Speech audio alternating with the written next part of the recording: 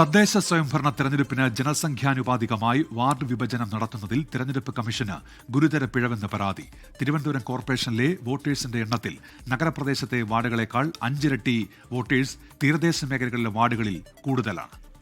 അശാസ്ത്രീയമായ വാർഡ് വിഭജനം ജനസംഖ്യാനുപാതിക വികസനം നടപ്പാക്കുന്നതിൽ തടസ്സമാകുമെന്നാണ് ആരോപണം.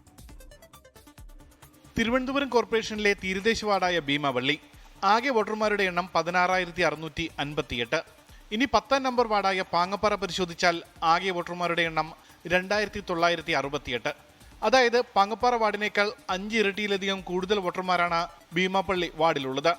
ഇനി തീരദേശ മേഖലയിലെ മറ്റു വാർഡുകൾ പരിശോധിച്ചാൽ പൂന്തുറയിൽ 14,460 വോട്ടർമാർ, വിഴിഞ്ഞത്ത് 13,183 വോട്ടർമാർ, വള്ളക്കടവ് 13,010 വോട്ടർമാർ. വികസിതവും നഗര കേന്ദ്രീകൃതവുമായ വാർഡുകളേക്കാൾ 3 ഇരട്ടിയിലധികം കൂടുതൽ വോട്ടർമാരാണ് വികസനത്തിൽ പിന്നിലുള്ള തീരദേശ മേഖലയിലെ വാർഡുകളിൽ ഉൾപ്പെടുത്തിയിട്ടുള്ളത്. അശാസ്ത്രീയമായ ഈ വാർഡ് വിഭജനം വികസന പ്രവർത്തനങ്ങളുടെ അസന്തുലിതമായ വിതരണത്തിന് കാരണമാകും.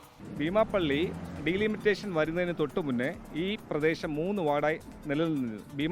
ഭീമാപള്ളി ഈസ്റ്റ്, മാണിക്യവിളാകം.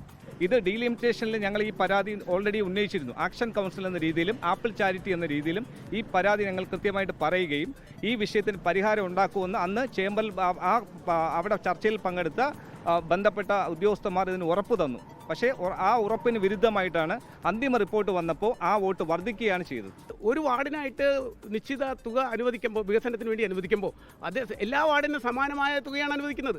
അപ്പോൾ അവിടെ 5,000 പേർക്കും 3,000 പേർക്കും കൊടുക്കുന്ന അതേ തുകയാണ് ഇവിടെ 17,000 പേർക്കായിട്ട് വീതിക്കപ്പെടേണ്ടി വരുന്നത്. അങ്ങനെ ചെയ്യുമ്പോൾ ആളോഹരി വികസനത്തിൽ കിട്ടുന്ന ആളോഹരി വീതം വളരെ ഗണ്യമായി കുറയുകയും ഈ പ്രദേശം മറ്റ് പ്രദേശങ്ങളെ അപേക്ഷിച്ച് കൂടുതൽ പിന്നോക്കം പോകുന്ന ഒരു സാഹചര്യമാണുള്ളത്.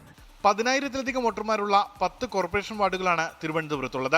100 വാർഡുകളുണ്ടായിരുന്ന തിരുവനന്തപുരം കോർപ്പറേഷൻ പുനഃസംഘടനയ്ക്ക് ശേഷം 101 വാർഡായി കൂടി. 2011 സെൻസസ് അടിസ്ഥാനമാക്കിയാണ് വാർഡുകളുടെ പുനഃസംഘടന നടപ്പാക്കിയതെന്നും ഇതേ തുടർന്നാണ് വോട്ടർമാരിൽ ഇത്തരത്തിൽ ഏറ്റക്കുറച്ചിലുകൾ ഉണ്ടാകാൻ കാരണമെന്നുമാണ് സംസ്ഥാന തെരഞ്ഞെടുപ്പ് കമ്മീഷന്റെ വിശദീകരണം. ഉമേഷ് പാലക്കസൻ, 24 തിരുവനന്തപുരം. ലോകത്തെവിടെയായാലും ഏത് സമയത്തും 24 വാർത്തകളും ഓഗ്മെന്റഡ് റിയാലിറ്റി പാക്കേജുകളും എക്സ്പ്ലെയിനറുകളും വിശദമായി കാണാൻ ഞങ്ങളുടെ യൂട്യൂബ് ചാനൽ നിങ്ങൾക്ക് സബ്സ്ക്രൈബ് ചെയ്യാം.